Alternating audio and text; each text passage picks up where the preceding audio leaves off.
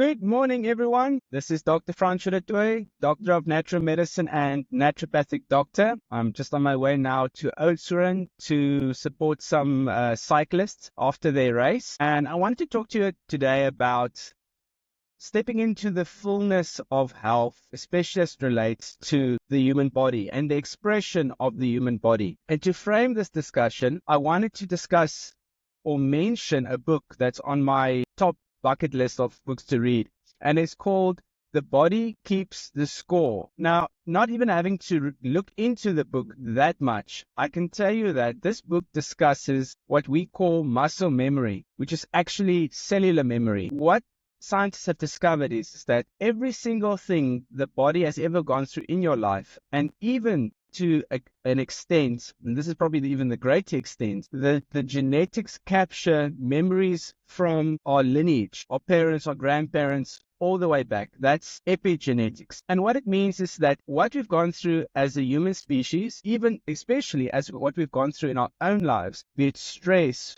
trauma, accidents, all of those events leaves a mark on the physical body, on the muscles, the nervous systems, and the cells. You can think of it like a frequency pattern. When you are in a traumatic event, a shock or a trauma, it leaves you could say a negative, or maybe you can call it an unhelpful frequency, like a bad feeling. And that's a frequency. And if the body accepts that, meaning if you accepted that this stress, this trauma, this injury is mine, for whatever reason, it's my fault, maybe a low self-image, your body captures that feeling, that frequency, and it remembers it. That cellular memory or muscle memory of the negative nature. What that means is that going through your life, for reasons that you can often not describe, when you're in a stressful event or traumatic event that even slightly hints towards these imprints, your body can only then especially then express the negative. So it brings back fear and anxiety, depression, whatever it might be. Now let me make this very real for all of you. This is an example that was given.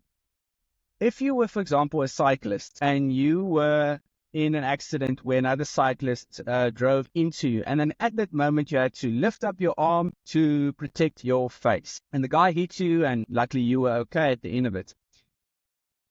Tension in the future, every single time you are in a stressful event where you think an accident's going to happen, it can be something that someone even screams at you, that has nothing even to do with cycling, you would automatically lift up your arm and protect your face. That means that the entire nervous pathway into your arm and into your muscles tightens up and protects you because of a stressful, traumatic previous event. And then sometimes people will think like, oh my goodness, why is my arm always in a spasm? Why is my right shoulder always going to spasm when I'm stressed or anxious or get into a frightful situation? There you have a working example of a nervous system connection to muscles, to the nervous system, causing a muscle memory spasm response. Now, why am I saying all of this? You can unlearn or untrain the body to let go of these negative patterns, of these stressful events. You can do this by, especially that I've seen that's been very powerful, massage therapy. Because in a therapeutic massage that is gauged towards helping people to not just resolve their physical problems, but also their mental emotional problems, you can, by talking and guiding a person through a massage session,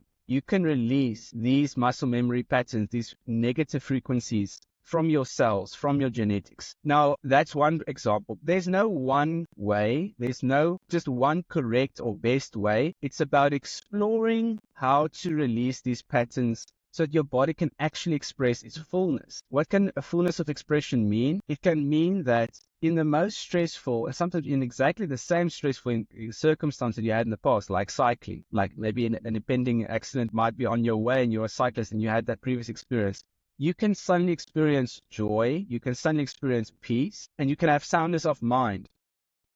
Except for the benefits of just feeling good at that moment, you're also conscious and mindful, and you can better prepare yourself, because there's also the law of attraction that people see this, they've seen this many, many times, like people that have been in car accidents, they continue getting into car accidents. People that were hijacked in the past, car hijacking, they keep getting hijacked in the past.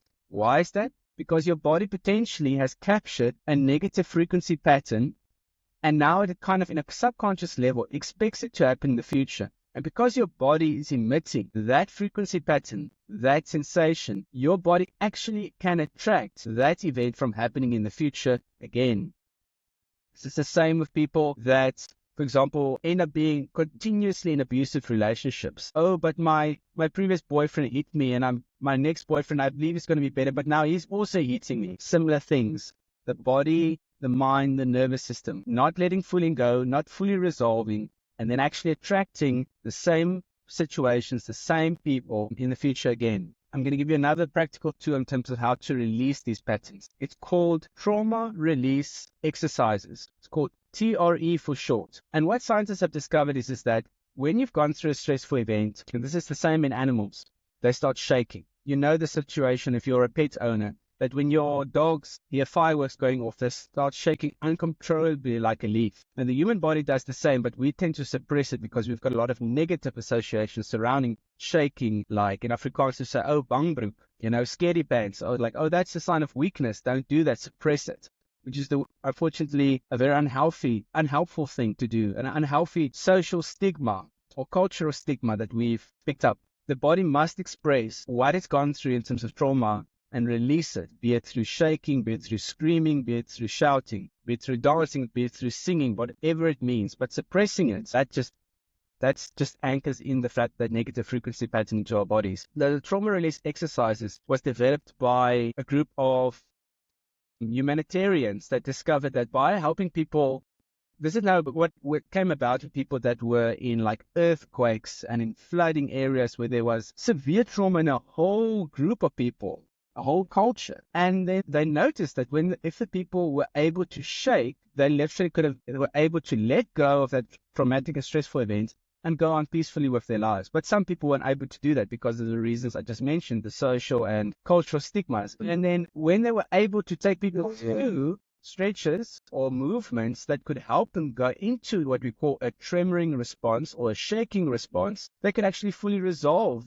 some of the most negative, human crises that any culture could go through. This was now, they discovered, going from culture to culture, from nation to nation, going through these world catastrophic events. By helping people to shake it off, tremor it out, they could release and go on with their lives. And I've aligned myself with really excellent trauma release therapists and these trauma release exercise therapists, and they do wonders for people. Now, this is just a quick insight in terms of this world of the physical body expression. Now, there's even one deeper level that I just wanted to leave of, going back to the first example, massage therapy. You would never know that your body is storing a negative frequency pattern or event if you've never had someone physically assess you, if you're not comfortable with a person touching you, because then you'd never know, oh my goodness, I've got a muscle spasm here in my body, or I've got a tightness here in my body. So there's a level of openness we need to have to be able to fully embrace our bodies. Firstly, actually falling in love with your body again, getting in touch with your body again, and also noticing and feeling where these muscle knots and patterns are. And then having the courage and openness to also go to see a massage therapist, or even so much more, someone that does trauma release therapies. This can also be body stress release. I'm not even a body stress release therapist, but my patients give me exceptional feedback in terms of what their sessions can do, especially on this level. I focus more on therapeutic massage that is for trauma, stress, and sports people. But I always employ, because of the knowledge I've gained over the last 9 years, therapies and massage that also release mental, emotional stress and trauma and helps to heal the physical body. So that's what I wanted to share with everyone today. Have a great day ahead.